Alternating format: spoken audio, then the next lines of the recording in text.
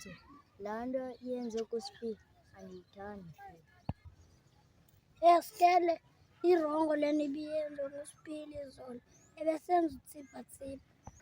Eyi ase masimshayeni uSipili. Ha Skele uyambona uSipili? Hayi ase fezi ngamagwala. Hayi mina ngcono kunawe Skele. Hawu uSipili usijwayela kabi. Mathi ngithi masimshayeni uSipili.